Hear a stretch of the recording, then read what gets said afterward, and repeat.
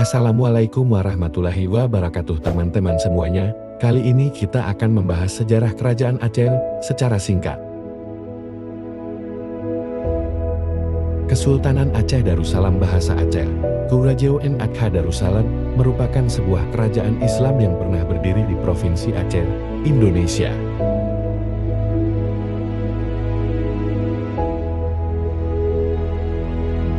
Kesultanan Aceh terletak di utara Pulau Sumatera dengan ibu kota Banda Aceh Darussalam, dengan sultan pertamanya adalah Sultan Ali Mughayat Shah yang dinobatkan pada Ahad 1 Jumadil Awal 913 Jam atau pada tanggal 8 September tahun 1507.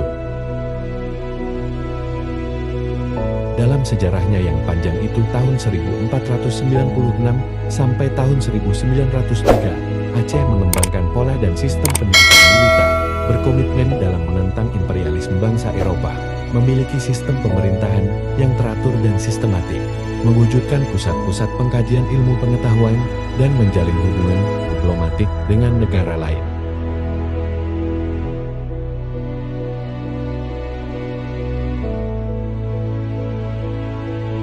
Awal mula, Kesultanan Aceh didirikan oleh Sultan Ali Mughayat Shah pada tahun 1496.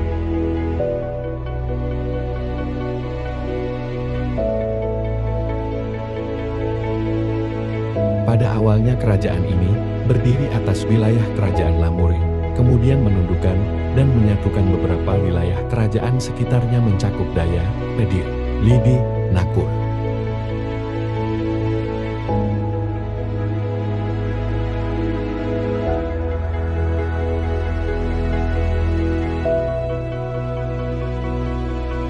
Selanjutnya pada tahun 1524 wilayah Pasai sudah menjadi bagian dari kedaulatan Kesultanan Aceh diikuti dengan Aruk.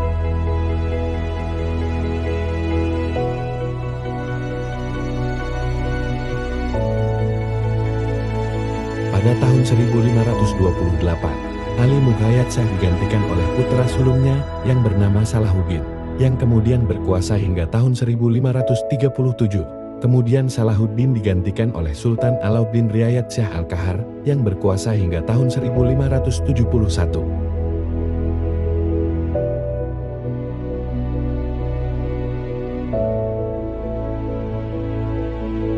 Masa kejayaan lukisan Banda Aceh pada tahun 1665 dengan latar Istana Sultan.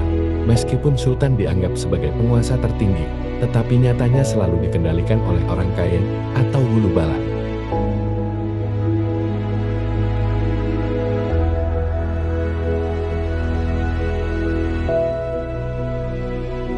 Meskipun Sultan dianggap sebagai penguasa tertinggi, tetapi nyatanya selalu dikendalikan oleh orang kaya atau hulu balang.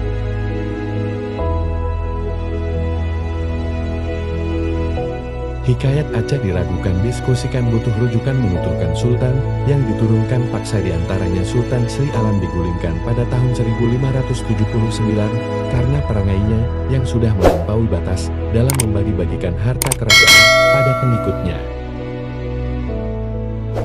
Penggantinya Sultan Zainal Abidin terbunuh beberapa bulan kemudian karena kekejamannya dan karena kecanduannya berburu dan adu binatang.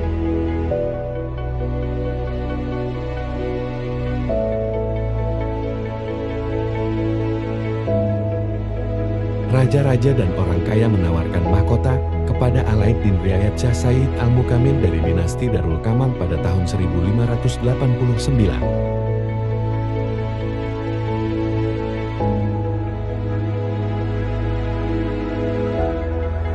Ia segera mengakhiri periode ketidakstabilan dengan menumpas orang kaya yang berlawanan dengannya sambil memperkuat posisinya sebagai penguasa tunggal Kesultanan Aceh yang dampaknya dirasakan pada sultan berikutnya.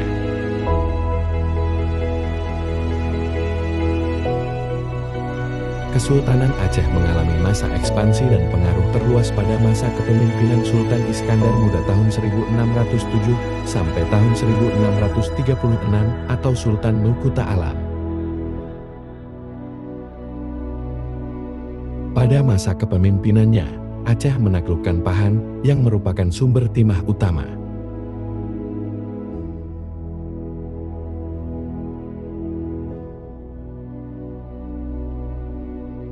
Pada tahun 1629, Kesultanan Aceh melakukan penyerangan terhadap Portugis di Melaka dengan armada yang terdiri dari 500 buah kapal perang dan 60.000 tentara laut.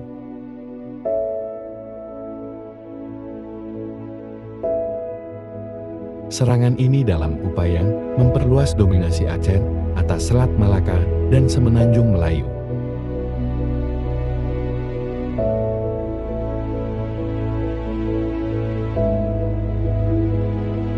Sayangnya ekspedisi ini gagal, meskipun pada tahun yang sama Aceh menduduki Kedah dan banyak membawa penduduknya ke Aceh.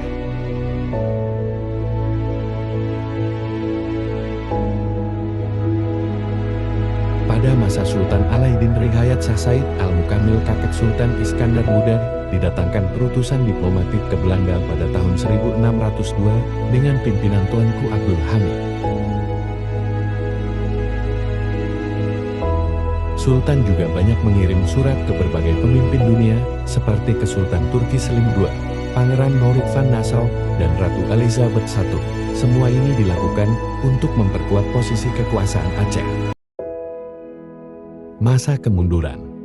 Kemunduran Kesultanan Aceh disebabkan oleh beberapa faktor, di antaranya ialah makin menguatnya kekuasaan Belanda di Pulau Sumatera dan Selat Malaka, ditandai dengan jatuhnya wilayah Minangkabau, Siak, Tiko, Tapanuli, Mandailing, Deli, Barus tahun 1840, serta Bengkulu, ke dalam pangkuan penjajahan Belanda. Faktor penting lainnya ialah adanya perebutan kekuasaan di antara pewaris tahta kesultanan, diplomat Aceh di Penang, Duduk, Tuku Kadimalikul Agil Kiri, dan Tuku Imam Luang Batakanan. Sekitar tahun 1870-an Iskandar Tsani menjadi sultanah.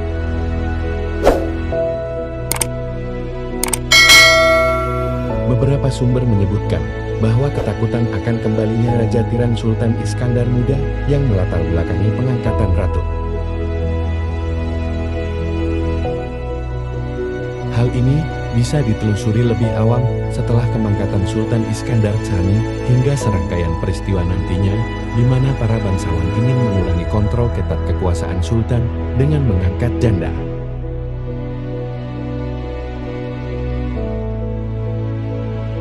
Sejak itu masa damai terasa di Aceh.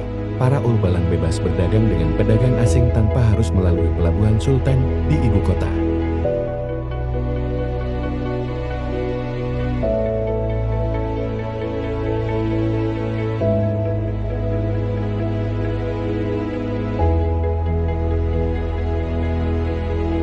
Lada menjadi tanaman utama yang dibudidayakan sentiro pesisir Aceh, sehingga menjadi pemasok utama lada dunia hingga akhir abad 19.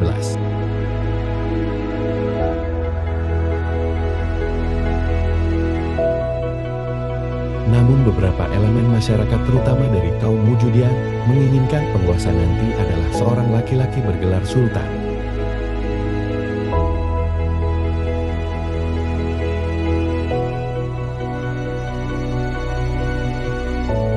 Mereka mengklaim bahwa pewaris sah masih hidup dan tinggal bersama mereka di pedalaman, perang saudara pecah, Masjid Raya, dalam terbakar, kota Bandar Aceh, dalam kegaduhan dan ketidaktentraman. Menindaklanjuti pertikaian ini, Kadhi Malikul Adil semacam Mufti Agung TGK Syekh Abdurrauf As-Singkili melakukan berbagai reformasi terutama perihal pembagian kekuasaan dengan terbentuknya 3 sagu. Hal ini mengakibatkan kekuasaan Sultanah Sultan sangat lemah dengan hanya berkuasa penuh pada daerah di bawah kekuasaan langsung semata. Perang saudara dalam hal perebutan kekuasaan turut berperan besar dalam melemahnya Kesultanan Aceh. Pada masa Sultan Alauddin Jauhar Alam Shah tahun 1795 sampai tahun 1824, seorang keturunan Sultan yang terbuang Sayyid Husain mengklaim mahkota kesultanan dengan mengangkat anaknya menjadi Sultan Saif al-Alam. Perang saudara kembali pecah, namun berkat bantuan Raffles dan Koh Lai Huan, seorang pedagang dari Penang kedudukan Jauhar yang mampu berbahasa Prancis, Inggris, dan Spanyol, dikembalikan. Tak habis sampai di situ. Perang saudara kembali terjadi dalam perebutan kekuasaan antara Tuanku Sulaiman dengan Tuanku Ibrahim yang kelak bergelar Sultan Mansur Shah tahun 1857 sampai tahun 1870.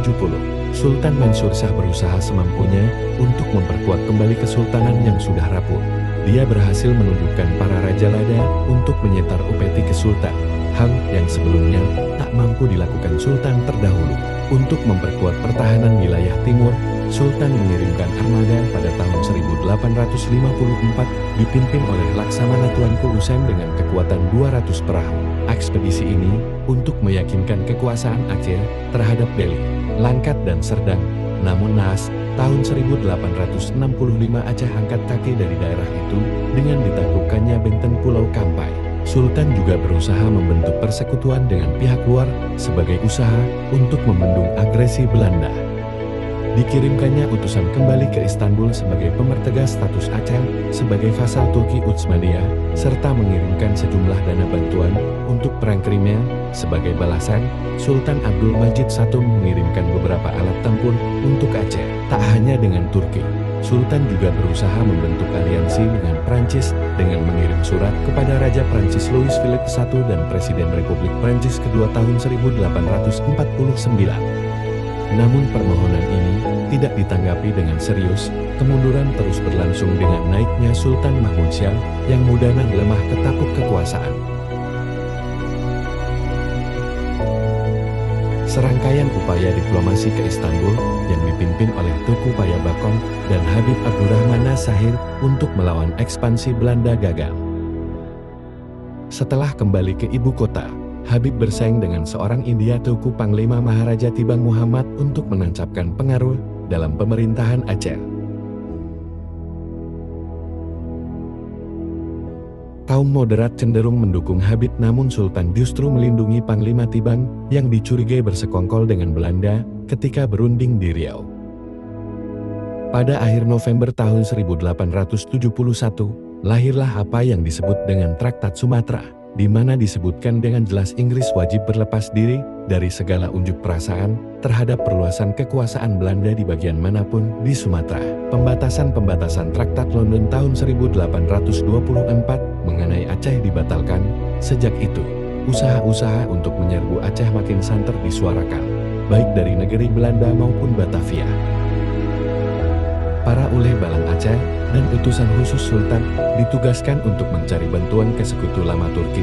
Namun kondisi saat itu tidak memungkinkan karena Turki saat itu baru saja berperang dengan Rusia di Crimea. Dengan alasan ini, Belanda memantapkan diri menyerang ibu kota.